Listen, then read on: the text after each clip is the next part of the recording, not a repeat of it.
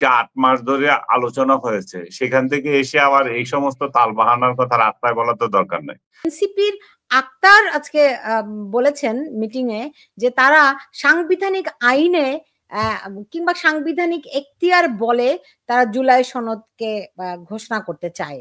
তো রাষ্ট্রপতিকে বাদ দিয়ে কি তারা সেটি করতে পারবে? আমি জানি না, এরা তো একদিন এক কথা বলে। যেগুলো আজকে 8 মাস ধরে আলোচনা হয়েছে, সেখান থেকে এসে আবার এই সমস্ত তালবাহানার কথা রাস্তায় বলার তো দরকার নেই। তারা কি চায় সেখানে বলুক, সেখানে সমাধান হোক। যে এই ধরনের ছেলে মানুষের সিদ্ধান্ত একদিন এক কথা বলা, এগুলোর মধ্যে মানুষ আস্থা হারিয়ে ফেলছে এবং মানুষ বুঝে নিচ্ছে যে এনসিপি বোধহয় নির্বাচনকে এত ভয় পাচ্ছে, প্রতীক নিয়ে একটা ভীতিকর সৃষ্টি করে দিয়েছে যে প্রতীক এটা না দিলে তারা নেবেই না। মানে সবগুলো এমন এমন রাজনৈতিক মানে এমন সব আচরণ করছে যেটা রাজনীতির সঙ্গে বহির্ভূত, কিংবা তাদেরকে বলা যেতে পারে, এটা কি বলবো আমি, একটু শিশু সুলভ আচরণ করছে। তো এগুলো এগুলো কিন্তু রাজনীতিতে এগুলো বেশি দিন চলে না। এখন ইলেকশন যদি হয়ে যায়, ভেরি ফ্র্যাঙ্কলি, এনসিপি বলেন আর বাকি যারা বলেন, এদের তো ঝাড়ি ঝুড়ি কমে যাবে। হ্যাঁ, তাই না?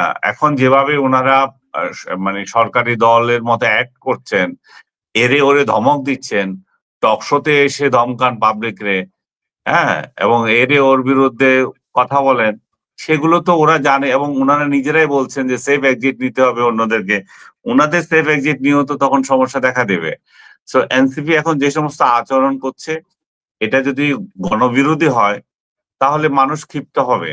মানুষ চায় যে এনসিপি একটা রাজনৈতিক দল হিসাবে তার অ্যাক্ট করবে, তারা তার মতো করবে। অন্য সব রাজনৈতিক দল যেভাবে যেই সত্ত্বে রাজি হচ্ছে, তারাও সেটা করবে। কিন্তু তারা যদি একদিন এক বাহানা করে, সেটা তো মানুষ সহজে নেবে না। এমনিতেই চাঁদাবাজির জন্য তাদের বিরুদ্ধে যা বদনাম, এমনিতেই যেগুলো যে কি বলে তদবির বাণিজ্যের জন্য তারা যে বদনাম অর্জন করেছে, সেগুলোকে তো সহজে অ্যাভয়েড করতে পারবে না তারা, তাই না? এবং তাদের ডক্টর ইউনূসের আজকে 14 মাসের শাসনে যত বদনাম, তার সিংহভাগ তো তাদের কাঁধে যাবে, কিংবা তাদের কারণে ডক্টর ইউনূসের বদনাম। এটা তো একেবারে কেউ অস্বীকার করতে পারবে না। তাদের কার্যক্রমের জন্য ডক্টর ইউনূসের বদনাম হয়েছে, তার সরকারের বদনাম হচ্ছে, এবং একই ধরনের ডক্টর ইউনূসের ব্যর্থতাও, যেহেতু সরকারি দল হিসাবে তারা এখন ট্যাগ পেয়ে গেছে, তাদের রাজনীতিও নির্ভর করছে। তাদের রাজনৈতিক ভবিষ্যৎও অনুজ্জ্বল হয়ে যায় ডক্টর ইউনূসের সাফল্য যদি না থাকে। তো তারা যদি চেষ্টা করে যে ইউনূস সাহেবকে ডুবাবে, তাহলে তারা নিজেরাই সবার আগে ডুববে। রাইট। এখন কিন্তু মানে এনসিপি তো এক রকমের, তারা বলছে তারা শাপলা প্রতীক না পেলে নির্বাচন করবে না, তারা আগে গণভোট চায়। জামাতের সঙ্গে অনেক কিছুই তাদের মিল রয়েছে। অনেকে এরকম একটা অভিযোগ করছেন যে ফেব্রুয়ারিতে নির্বাচন হওয়ার জন্য জামাত এবং এনসিপি এখনো অতখানি প্রস্তুত নয়, তাদের আরেকটু সময় দরকার। সেজন্য তারা আসলে আরেকটু পরে গিয়ে নির্বাচন চায়, যেই কারণে তারা অনেক রকম তাল বাহানা করছে। কিন্তু আমি সেই বিষয়টাতে যেতে চাই না। আমি বলতে চাই যে আজকে জামায়াতের যে নায়েবে আমির মোহাম্মদ তাহের, তিনি খুব স্পষ্ট করেই বলেছেন যে তারা জুলাই সনদে স্বাক্ষর করবেন না যদি গণভোট আগে অনুষ্ঠিত না হয় এবং 17 তারিখ মানুষ দেখতে পারবে। এটি কি তিনি হুমকি দিলেন? এটা তো এক প্রকার হুমকি বলা যায়। কারণ আপনি ওই যে সমস্ত হুমকি দামকে বারবার বলতেছি, যারা ওনারা যে হুমকি দামকে দিচ্ছেন, এগুলো ওনাদের ওই ঐক্যমত কমিশনের বৈঠকে শেষ করে দেওয়া উচিত ছিল। এটা বাইরে আসার কোনো দরকার নেই। আর বাইরে এসে যদি এইসব হুমকি দামকি দেবেন, তাহলে তো আর আপনাদের বৈঠকেরও দরকার ছিল না। আর সবাই যদি সব ইস্যুতে যদি একমত হয়ে যান, হুম, তাহলে তো এই আলোচনারই দরকার নাই। সরকার দিয়ে দিল, আপনারা বললেন যে এটা মানি, এটা মানি না, এইভাবে ভোট করে ফেলতেন, সেটা তো হয়ে যেত। যখন আপনারা নোট অফ ডিসেন্ট দিচ্ছেন, আবার আলোচনায় বসছেন, এবং 18 মাস 8 মাস ধরে এই আলোচনা চললো, এত কিছুর পরে এসে আবার এই অনিশ্চয়তা তৈরি করার কোনো দরকার নাই। এবং যেটা সালাউদ্দিন সাহেব যেটা বললেন, এটা তো গণভোটের সাথে তো ইয়ের সম্পর্কই নাই, জুলাই সনদের সম্পর্কই নাই। তাহলে এই সপ্তাহ আর কেন করা হবে? হ্যাঁ, সেটাই। আজকে যেহেতু জুলাই সনদ নিয়ে বৈঠকটি ছিল, কেন এই বিষয়গুলি তারা উত্থাপন করলো? না, আমি বলছি যে জুলাই সনদ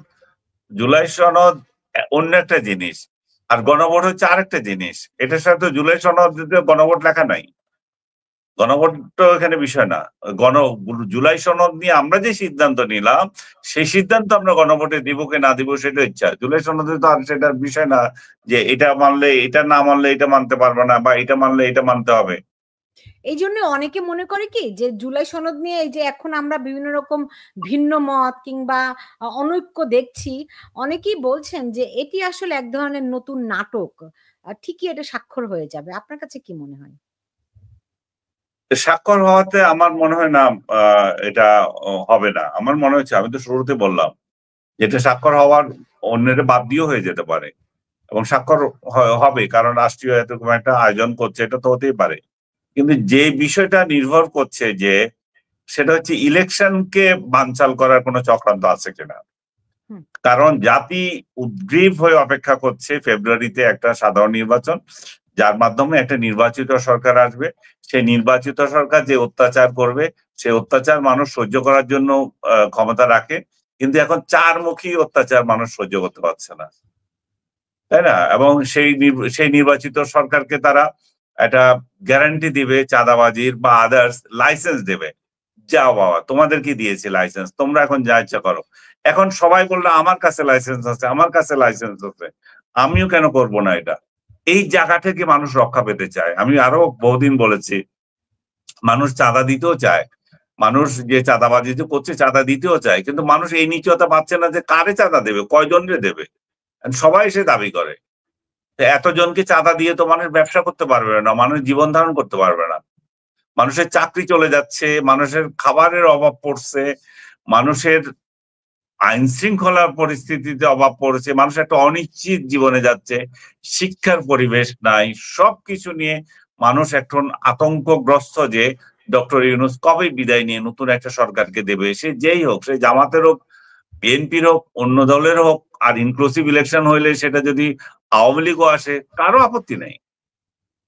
এখন অনেকেই মানে অভিযোগ করছেন যে জামাত আ মানে তারা ক্ষমতায় আসবে।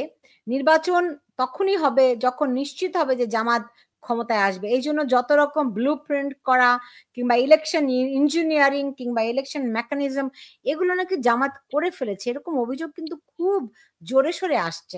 আমি সিউর আপনার কানেও এরকম অভিযোগ গেছে। আছে, আছে, এটা অস্বীকার করার কোনো ইয়ে নাই, আমিও শুনছি। কিন্তু শোনা কথাটা আমরা বিশ্বাস করব না। আমরা দেখবো যে অ্যাক্ট অনুযায়ী এখন 17 তারিখে যদি তারা স্বাক্ষর না করে, তাহলে জাতির কাছে এটা পরিষ্কার হবে যে তারা নির্বাচনের যে রোড ম্যাপ আছে সে জায়গায় তারা যেতে চায় না, তারা ভিন্ন পথে ক্ষমতায় যেতে চায়। ওকে। এখন ভিন্ন পথে যে ক্ষমতায় যেতে চায় এরকমও একটা তারা যে ইলেকশন ইঞ্জিনিয়ারিং এর অভিযোগ, সেক্ষেত্রে আপনি নিশ্চয়ই শুনেছেন যে তারা নাকি টেলিফোনে আড়ি পাচ্ছে এবং এবং এনটিসিপি যেটি ছিল ন্যাশনাল সিকিউরিটি এজেন্সি, তারা যে ফোনে আড়ি পাততে পারতো এইসব ইকুইপমেন্ট তো তাদের কাছে আছে। এগুলো নাকি এখন জামায়াত হস্তগত করেছে এবং তারা নাকি বিভিন্ন রাজনীতিবিদদের এমনকি প্রধান উপদেষ্টারও ফোন আলাপ তারা রেকর্ড করছে। আপনি শুনেছেন নিশ্চয়ই এরকম কথা? এটা তো জামাত নেতা নিজেই দাবি করছেন আমাদের কাছে অমুক অমুকের ইয়ে আছে, এবং সেই ইয়েটা কিভাবে পেয়েছেন সেটা তো উনি ক্লিয়ার করেন নাই। উনি কি ব্যক্তিগত আলাপ রেকর্ড করেছেন, সামনাসামনি রেকর্ড করেছেন, না এমটিএসসির মাধ্যমে, যেটা সরকারি গোয়েন্দা সংস্থা রেকর্ড করার যে অনুমতি আছে, সরকার তো আইন করে সেটা করেছে, এই যে কারো কল রেকর্ড করা আপনার আমার সবার করতে পারে। তো সেটা কি ওই সরকারি সহায়তায় করছে? এটা তো ক্লিয়ার না। যদি মানে মানে তার আগে আপনি জানেন যে নাহিদ ইসলামও একই রকম দাবি করেছিল যে উপদেষ্টাদের বক্তব্য তাদের কাছে আছে। কারা, কারা সেফ এক্সিট করতে চায়। বিষয়টা অনেক অ্যালার্মিং না? অবশ্যই অ্যালার্মিং। তাহলে তো একজনের উপর আরেকজনের আস্থা থাকবে না। কিন্তু আবার এই সংস্থাটা যদি আপনি যেটা বললেন, সংস্থায় যে রেকর্ডিং যে ক্ষমতা আছে সেখানে যদি তাদের লোক থাকে, তারা তাদের মাধ্যমে যদি এই ধরনের সুযোগ সুবিধা নিয়ে থাকে, তাহলে তো এটা আবার অন্যায়।